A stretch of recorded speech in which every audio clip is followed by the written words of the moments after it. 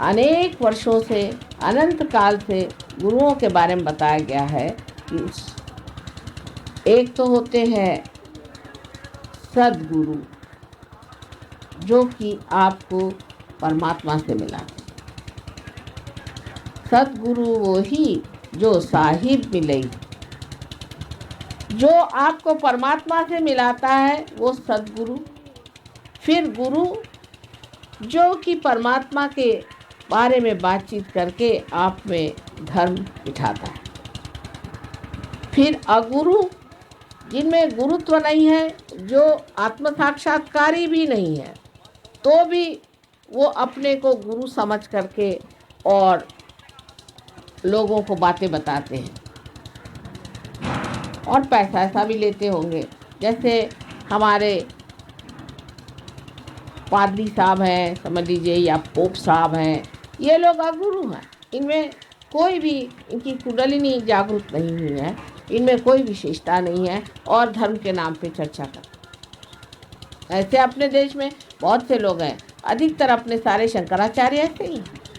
एक शंकराचार्य कांची के जो पुराने छोड़ करके सब शंकराचार्य बिल्कुल अगुरु हैं। उनकी कुंडलिनी तो नीचे बैठी हुई है और जिनकी कुंडलिनी भी नहीं चढ़ी हुई उनको हम लोग गुरु मान लेते हैं। क्यों मान लेते हैं? इनका इलेक्शन होता है, इलेक्शन हो सकता है गुरु का। परमात्मा से ये आनी चाहिए ना चीज़, समझने की बात है, ये तो चीज़ परमात्मा से आनी चाहिए। फिर उसके बाद में होते हैं जिनको कहा जाता है कुगुरु।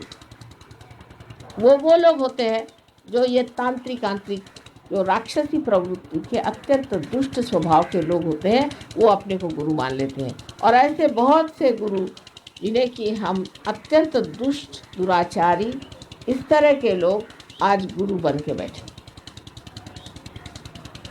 और इस बंग देश में तो सब के सब आके न जाने कैसे, जैसे गंगा जी सब हिमालय से अपनी जड़ी बूटियाँ लेकर यहाँ पहुँची हुई है, ऐसे ये न जाने कहाँ से सब मिलजुल करके बंगाल पे आकर बैठ गए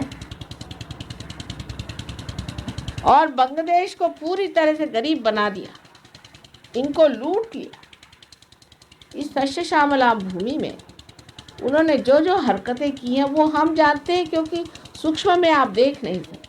आप सोचते हैं नक्सलाइट ने ये किया और कम्युनिस्टों ने ये किया और कांग्रेस वालों ने ये किया और अमके नेता ये किया। इन लोगों का किसी का दोष नहीं।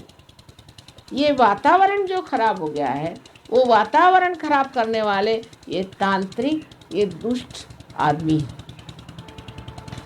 और उनसे भी बढ़ के जो महा दुष्ट राक्षस, जिनका वर्णन है कि देवी ने जिनको मार डाला, वो भी यहाँ पूजे जाते। महिषासुर अभी तक जिंदा बैठा हुआ और महिषासुर को भी यहाँ बहुत पूजा गया। जिसको देवी ने यहाँ मारा, उसी महिषासुर को आपने पूजा है। नरकासुर को भी इतना पूजा है, उसको करोड़ों रुपया आपने दे दिए, उसके पास न जाने कितने तरह के रत्न हैं, कितने हीरक और हीरे भरे हुए हैं। ऐसे महादुष्ट लोगों को आपने पोसा हुआ है, तो आप लोग तो गरीब हो ही जाएंगे। ये तो पूरा यही हुआ कि आ बैल मुझको मार। और आप अपनी बुद्धि से नहीं समझ पाते कि ये लोग कितने दुष्ट।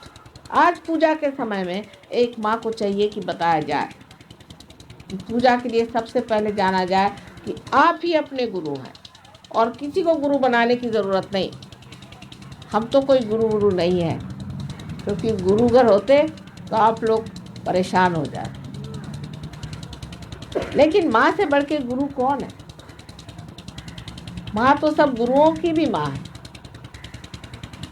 और आप चाहे तो हमारे चरणों में बैठे, चाहे हमारे गोद में बैठे, चाहे हमारे सर पे बैठे, हमारे आप बच्चे हैं। बात और है, तो भी ये बात कभी भी नहीं मानी जाएगी कि कोई राक्षस, या इसे हम लोग कहते हैं कि नेगेटिव पर्सनालिटी, वो आकर के आप पे छा जाए।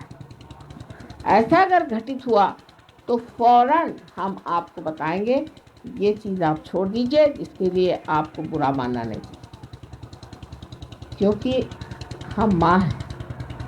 आपको मोक्ष देना तो हमारा स्वभाव है, उसमें कोई विशेष बात, लेकिन आपको किसी तरह का हम दुख नहीं देना चाहते। किंतु अगर आपको सत्य न बताया जाए तो आगे चल के तो आप दुख ही पाइएगा, और सत्य शुरू में प्रिय नहीं लगता। इसीलिए कृष्ण ने कहा है कि सत्यम वदेत, हितम वदेत, प्रियम वदेत। जो आपके हित में है सो हमें आपको बताना ही है, क्योंकि आप हमारे अपने, हमारे निज के हैं। थोड़ी देर हो सकता है आप मुझसे नाराज हो जाएं, कोई हर्ज नहीं, आप बच तो जाएंगे, आपके दिमाग में बात तो बैठेगी। इस देश का नाश जो हुआ है वो इसी वजह, और इतने प्रचुर मात्रा में आपको दिखाई देते हैं कि आश्चर्य की बात है कि अभी तक ये लोग कैसे यहाँ जीवित बैठे हुए हैं। इनके भी इलाज हो जाए, लेकिन पहले आप लोग इनके चक्करों से निकलिए, नहीं तो मेरा हाथ रुक जाता। इनके सबके इलाज एक साथ हो सकते हैं, लेकिन आप लोग मेरे लिए एक बंधन बन जाते। इस प्यार और मोह के वजह से मैं आपसे कह रही हूँ कि कृपया इन लोगों से अपना संबंध पूरा तोड़ दें, और कोई भी तरह की इनकी वस्तु, इनका चित्र, इनका दिया हुआ प्रसाद जो सब विषमय है उसे छोड़ें।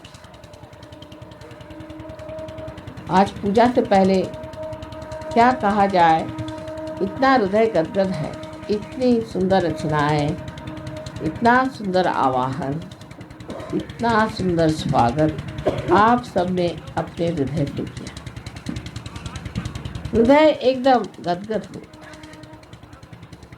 सब कहते हैं कि माँ प्रसन्न है, लेकिन न जाने क्यों आंखों में इतने आंसू भर आए हैं और गला भी भर आता है, सोच सोच के कितने मेरे प्यारे बच्चे यहाँ रह रहे। आपकी सारी विपदा खत्म हो सकती, आपकी सब तकलीफें बिल्कुल मिट सकती हैं, क्योंकि परमात्मा जो है सर्वशक्तिमान है, उनसे शक्तिशाली कोई नहीं, और उनसे प्रेम करने वाला भी कोई। अत्यंत प्रेमी और शक्तिशाली ऐसे परमात्मा आपके अपने होते हुए आपको किसी चीज़ की क्या ज़रूरत है या किसी चीज़ का क्या डर है। बस एक ही बात में हार जाते हैं कि आपको स्वतंत्रता है।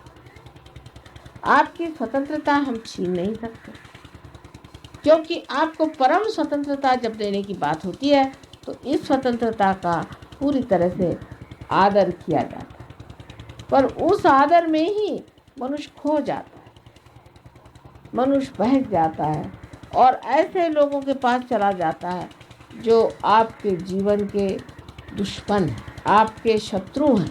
अनेक हजार वर्षों से इन दुष्टों ने इन भक्तों को सताया हुआ है और आज भी सता रहे, लेकिन वो ऐसा सोंग बना के आए हैं और ऐसी खूबी से आए हैं कि आप उसे पहचान नहीं पाते।